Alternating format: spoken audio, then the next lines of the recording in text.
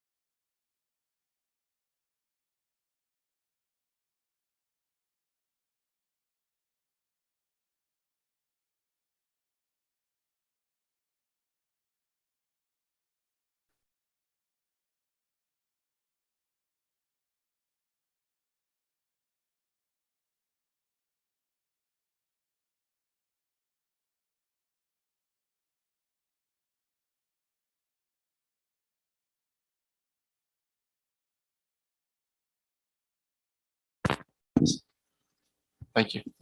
Overpayments reported in state and federal law. Number 5, it creates a regulation governing the frequency that new hire and incarceration verification is checked. Basically, what this means is that it lets the department look and see, okay, has somebody started a new job? And if they have started a new job, that benefit needs to be stopped, because they shouldn't be receiving unemployment and be hiring and working at a new job at the same time. And then it also checks incarceration rates, because if someone is in prison, they also should not have their unemployment benefits continued. I think that's something that Senator Chisholm had worked on a little bit too. It requires employers to promptly respond to all cross-match wage requests. And then furthermore, in that section, in that another subsection 2 there, it requires it allows the department to ensure that claimants who refuse offers do not receive undue unemployment benefits. It allows all state agencies, it requires all state agencies to promptly respond to requests for information, and it requires all state agencies to basically share data to try to prevent fraud. When one of the bills, I think it was Senator Branning's bill, was introduced, it had some very, very broad language in there that MDES was already doing. And in some ways, our system in Mississippi has been better than a lot of states. And so some of that, this has been changed to reflect the good things that MDES is doing right now, but it just gives them that ability to go beyond that, to look for fraud in the system. That's a brief explanation of the bill, and be glad to answer any questions. Have a motion of title sufficient to pass. All in favor say aye. Aye. Any opposed? Okay, that bill will be reported. The next bill on our agenda today is House Bill 1006. The House title was Community and Junior College nursing supplemental funding program. If you recall, in this committee, we passed Senate Bill 2721, which dealt with the ARPA money and how we were going to fund the nursing programs. It set up the Mississippi Healthcare Workforce Development Program, the Nursing Preceptor Program, and the Health Science Training Program. We passed that bill on the Senate side unanimously. We had one present vote on it. But my intent on this is to do a committee sub. The committee sub of the House language will simply insert Senate Bill 2721 in its entirety in this. I spoke with Senator Horn last night on the floor debate. He had an amendment that he wanted to add to that bill that I was that I worked with him to add on the floor. And this bill in front of you does include that amendment, as Senator Horn suggested. So it just lets us move this along as we look at the ARPA money for workforce development. This will be one of those vehicles that lets us keep looking at that during the process. So that's a brief explanation. Any questions? Senator Butler. Thank you, Mr. Chairman. What is the amendment? The amendment is to strike the language of this bill and to insert Horn's amendment. His was that to, you were looking at. yeah, it was to allow any entity, it expanded the groups that the Office of Workforce Development could work with to any other entity. He had a little thing because he had some local areas that he thought could work with him that weren't in the provisions of the bill.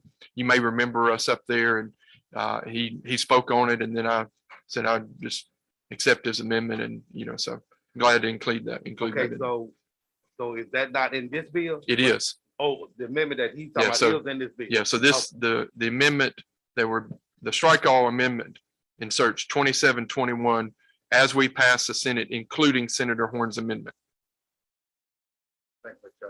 Thank you. Senator Norwood.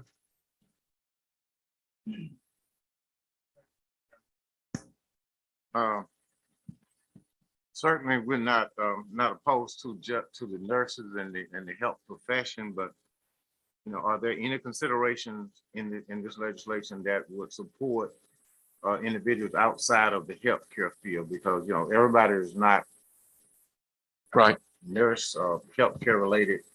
That's yes, sir. That's a good question. The first part of the bill, and there's some other vehicles like that, is kind of a partnership that works with the community colleges. And it is more healthcare related, but it does give some freedoms to look beyond that. This bill, I expect to be worked on until the end because it is tied up with the ARPA discussions and how we spend that appropriation. And so I've spent extensive time talking to Senator Polk about this. Has some language in here that I think it's good language, but we certainly expect to be working this to the end, and I'll consider that consideration as we go along. And also, Mr. Chairman, in terms of not just the, I don't know how, again, I'm supportive of the community colleges concept, but how far or how wide would a net be cast to provide more than just education services? Even from a nursing student's perspective, they need more than they need supportive services. So Right. would this allow for the expenditure of whomever the contractor or the vendor may be, would allow for them to invest in supportive services for the individual that would be participating in the training? I'm pretty sure that Senator Parks has a vehicle alive for ARPA that includes that provision. As we discussed on the floor, there are a number of different ARPA bills that are live. I think at least one or two, I think, address your concern, but that's not, this one is steered completely and totally around workforce and workforce development in its intent. Okay. I mean, you understand what I'm saying? I right? do. Okay. Yes, sir. And like I said, I would like to just maybe have a conversation with you Absolutely. regarding some intimate detail that may Some of the needs that you've seen. Yeah. Be glad to work with you as always. Any other questions? Senator Bud? Yes, sir. Thank you, Mr. Chairman. Okay, what would you say that the biggest difference, if you will, in this bill versus our bill? The House bill was a 2-page little paragraph bill that didn't have any specifics in it. So our bill is a detailed plan that is the result of the hearings and the meetings that we had through Senator Polk's committee. The House bill was a good start. You know, it's just, you know, it was just a small rendition of the need. And I feel like our language is a appropriate kind of breakdown of how we can satisfy that need. And you think this bill is going to come? I can guarantee it, Thank you, Mr. pretty Chairman. much. Any other questions? So for a motion? As amended. As amended. All in favor, say aye. Any opposed? Okay, we'll go to the third bill. This is the Tallahatchie River Authority, and it's Senator Chisholm Day. So I had the opportunity to meet and talk with Representative Creekmore just in the last day or two, and he brought this bill to my attention. And so what this does is it creates the Tallahatchie River Authority, composed of the geographic boundaries of the following counties that the Tallahatchie River or Little Tallahatchie River traverse or border in the state of Mississippi. Subject to the Board of Supervisors of the county voting, spreading on their minutes, the counties of LaFleur, Tallahatchie, Quitman, Panola, Lafayette, Marshall, Union, and Tippah will be participating in this because they border the Tallahatchie River. The Board of Directors shall appoint one member from the counties eligible who wish to participate. The board member shall serve without pay except for their travel expenses. They shall meet and organize in Charleston, Mississippi. If desired, they can hire a full-time executive director. And what this agency will do together, or what this authority will do together, is they will look to improve tourism, economic development, forestry, drainage and land reclamation, preservation, bank stabilization, electric power utilization, wastewater or water conservation, recreation, and public health education. Representative Creekmore this morning dropped me off some little statistics here, and he gave some very good historic. I'm not a historian on the Tallahatchie River. I'm sure Senator Chisholm, as it goes through her area, could give us more information, but it flows 230 miles where it joins the Yallabusha in LaFleur County. He told me that in 1929, William Faulkner wrote about the Tallahatchie River in some of his writing. In 1939, Sardis Lake was constructed, which is fed by the Tallahatchie River. And in 1955, Emmett Till was actually found dead in the Tallahatchie River. And his death and the trial for the murder sparked the civil rights movement in America. This is a historic river that is very important to the history of our state. And much like the Tennessee Valley Authority works together, this would allow that Tallahatchie Valley Authority to work together to promote that region and improve some of the things that are required there. So that's an explanation of something that I'm certainly not an expert on, but I do see some economic development opportunities in that area that could be helped. So questions? Seeing none, is there a motion? Senator Chisholm? All in favor, say aye. Aye. Any opposed? Okay, and so the last bill this morning is House Bill 1388, the Comprehensive Career and Technical Reform Act. This bill is a bill that in one shape or form has been considered by this body over the last 3 years. It's the work of Representative Donnie Bell on the other side and the speaker, along with our side, Senator Barr and myself, have seen this bill over the last few years in many different forms.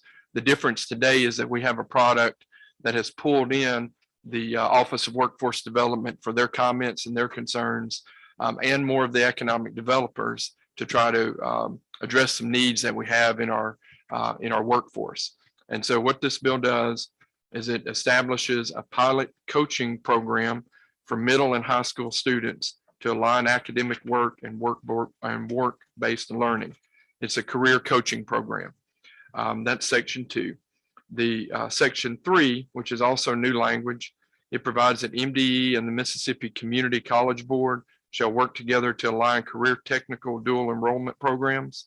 It provides that if a community college chooses not to participate in a dual credit program or does not have certain courses available for participating, eligible high school students may enroll in another community college program instead. Section 4 is new language that provides that Accelerate with MDE and the Community College Board and the Mississippi State Research InSpark unit shall establish a single list of nationally recognized industry certifications for use in the accountability system. Section 5 amends current code section, removes the word voluntary on line 104, changes average annual wage to median state wage, which basically is a request from Accelerate to be able to include high value entry-level jobs such as nursing assistants and industrial maintenance technicians in the target audience for this. So in lines 139 through 140, costs may be claimed and reimbursed in the next fiscal year. It changes the reporting from July 1st to October 1st. And I will have an amendment in just a moment to on line 157, change the report from going to the Senate Labor Committee to going to the Senate Economic and Workforce Development Committee. We'll offer that in just a moment. Section 6 is a new section that requires Accelerate to work with the partners we mentioned before to inventory career technical and dual enrollment programs to promote high wage, high demand training opportunities.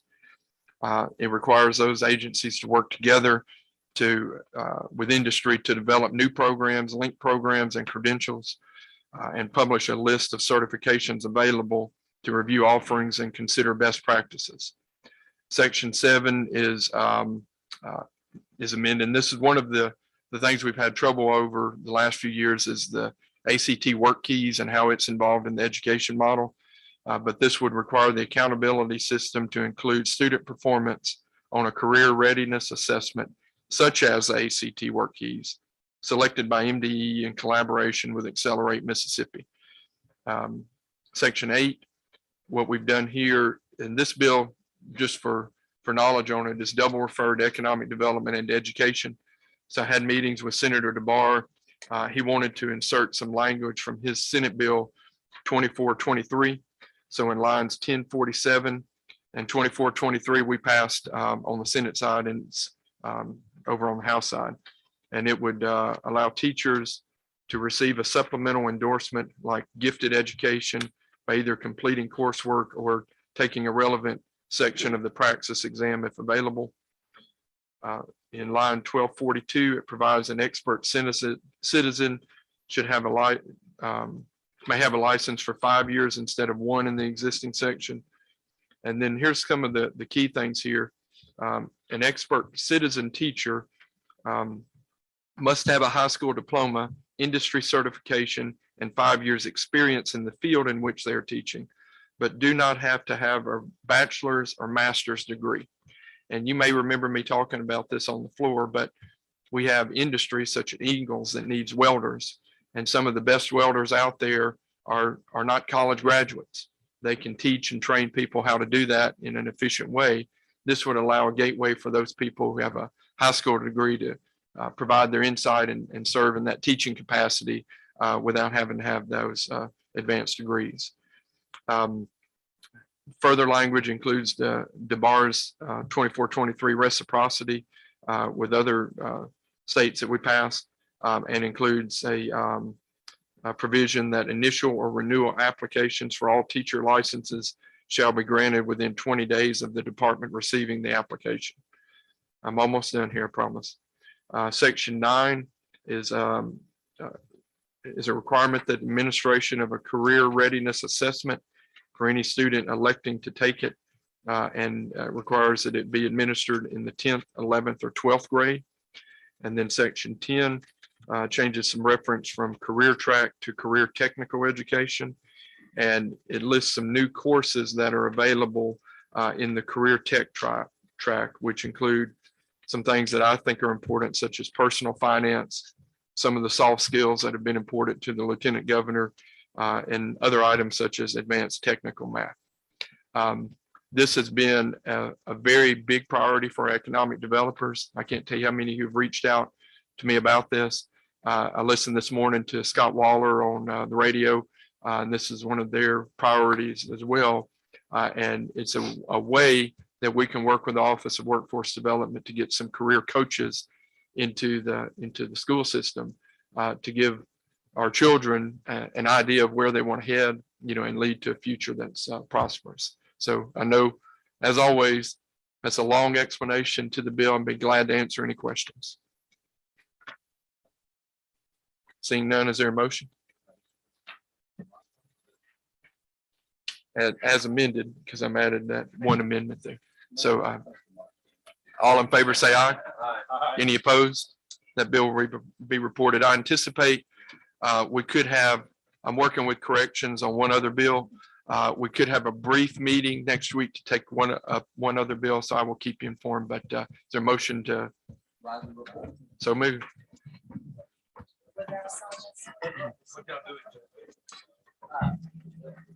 More damn long. 1006 is AA as well. 1006. Yeah. And go ahead.